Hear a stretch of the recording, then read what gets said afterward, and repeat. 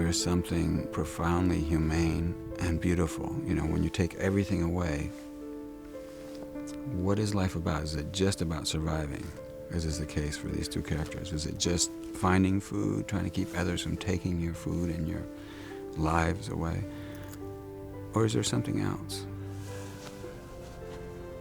Is it okay? Okay. It's a journey, it's a kind of parable. I think it's also a morality tale. But primarily for me, it's a love story between a father and son.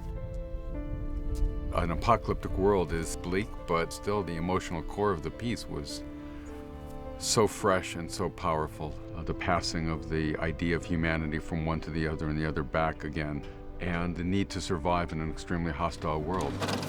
Quick, get up! It's a story that's very immediate, that demands a lot emotionally from the two main characters.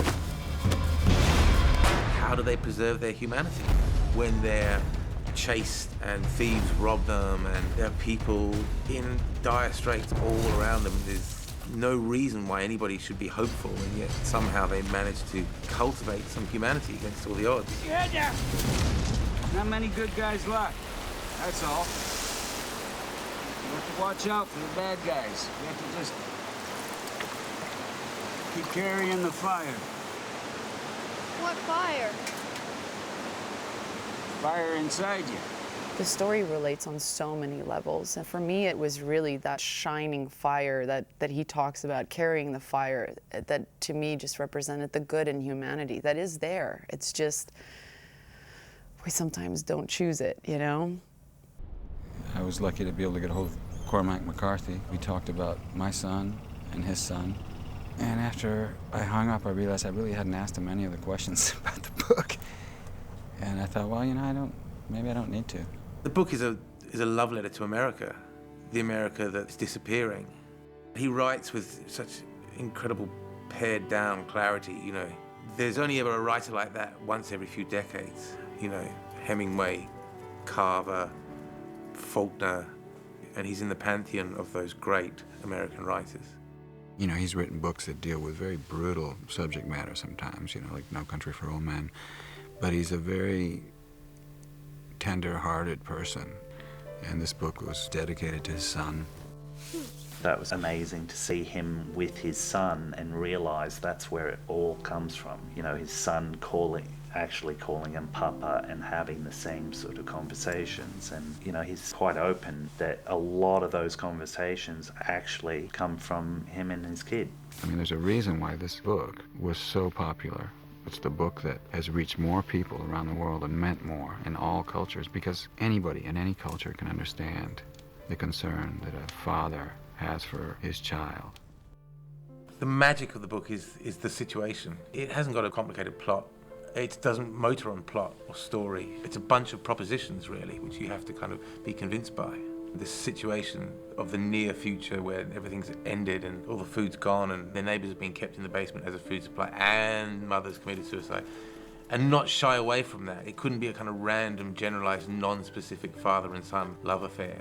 It had to be contextualised with kind of rigorous specificity, and we couldn't sort of back away from that, because only then would the true poignancy of it really resonate with kind of jaw-dropping power, you know.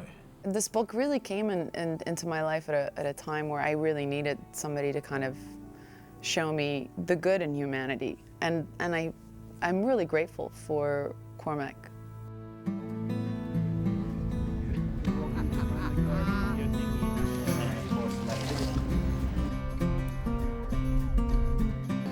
There's something about Viggo's face. It's so full of power and emotion and intensity. Just to watch him stay in that painful state of mind for such long periods of time, it was really humbling to watch as an actor.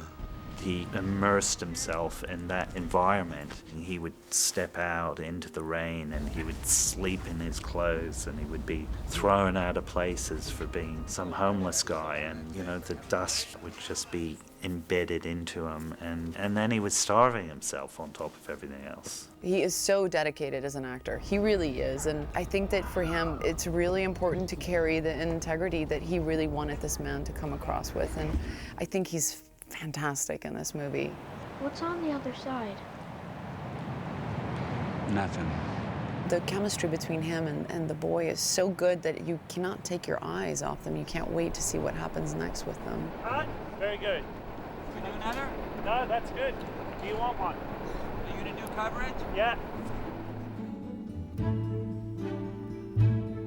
First rehearsal that we did, I saw that Charlize was committed 100%, and it was guaranteed by her playing it that she was going to go to an emotional level, the way the story required. She's someone that has already shown incredible range, and she is one of those actresses that really is able to transform and go to real emotional depths. When we started talking about me playing this role, John said there's something that happens when a woman gives birth that's just so primal, and I just don't know if you'll be able to do that. So I'm gonna go and record real labor screams, and I'm going to sound mix it in over your scene. And I went, what? That day was challenging on my voice, definitely, but I did it, and it's all me, and I'm very proud of myself. I still, till today, if I get excited or I scream or I talk a lot, I lose my voice, and I used to never have that. So I completely busted a vocal cord just to prove him wrong. I'm so excited. This is a fun scene. Ooh.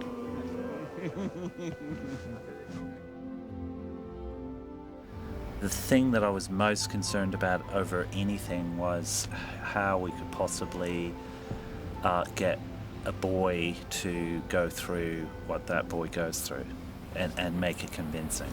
Action. He's gonna die. You die anyway. He's so scared. I'm scared.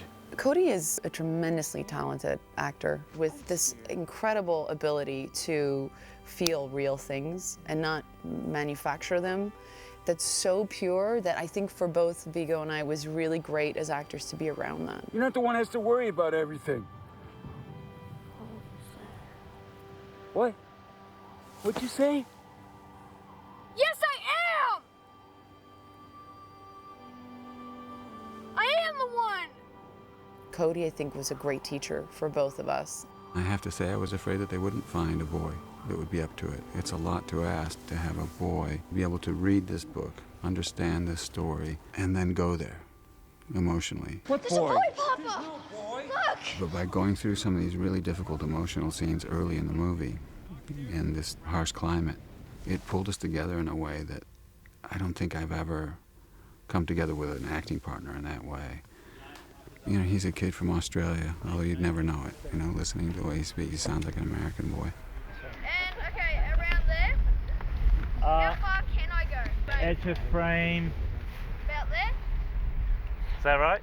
Yes. Edge of frame. He is an extraordinary kid, and working in those conditions was tough. You know, Cody's an Aussie. You know, we're not used to cold and grey skies and all that.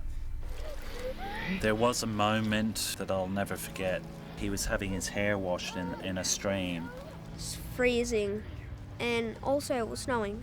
I did it once. They said they were going to get it in 2 takes, and I went in the second time, that was the deal. And then they didn't get it because the sun accidentally came in. So I had to do it one more time.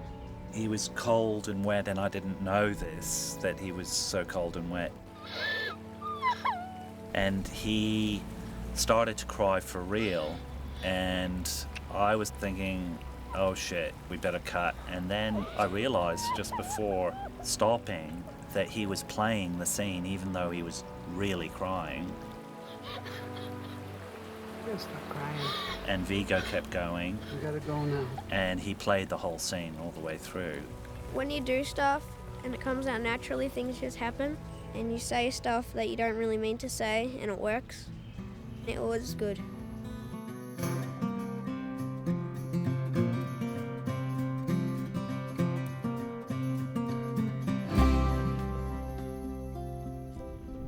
Got to work with Robert Duvall.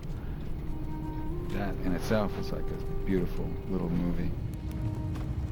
He did something really beautiful that only he could have come up with and played in such a sincere and moving way. I had a boy one time of my own. That wasn't in the script. That was just like another gift that happened. Had they not done that one more take that night when everybody was tired, we wouldn't have gotten that. What happened to your son? I can't talk about it. Not with you, anyway.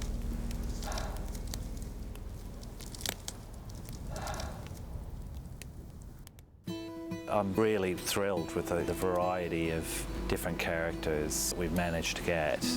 Michael K. Williams, his performance and his abilities was really special, and he was so fearless about what he has to do in that scene. I can come with you. Yes, you can. And Guy Pearce, just such an amazing multi-dimensional actor that can do anything. Okay. Roll sound. And marks on B. And action. John has tremendous passion for whatever it is he's doing, and he really, truly throws himself 100% into it. He sits up, Cody's here. I've just walked across here. There's a dedication with him that's on the cusp of being obsessive to the point where you realize that he has thought of everything way more than once, and will probably keep thinking about it until probably after you've done it. He has a real urge and a real hunger to have his characters in his story be as authentic as possible, and so I have great respect for that. And the background there. As a director, John had a very clear idea of what this world was going to look like. It was truly a very well-designed movie. The fact that he chose to shoot in real places rather than going in a studio and then with computers later making it look like it was a harsh environment helped us a lot as actors. And the places geographically that John chose were key. We chose all the bleakest places, and then we just filmed them. We were looking at man-made disasters and a combination of environmental disasters like Katrina and Mount St. Helens. It was inspiring because it was like we could see the world of the book coming alive. You want to go in? We were kind of on a mission. We were on a mission from God to tell this unvarnished, unadorned. I'm hoping that what I've witnessed on a daily basis here, what the circumstances have brought out, what John Hillcoat has managed to get done, if that translates, I can't believe that people won't be as moved as we have been just putting the pieces together.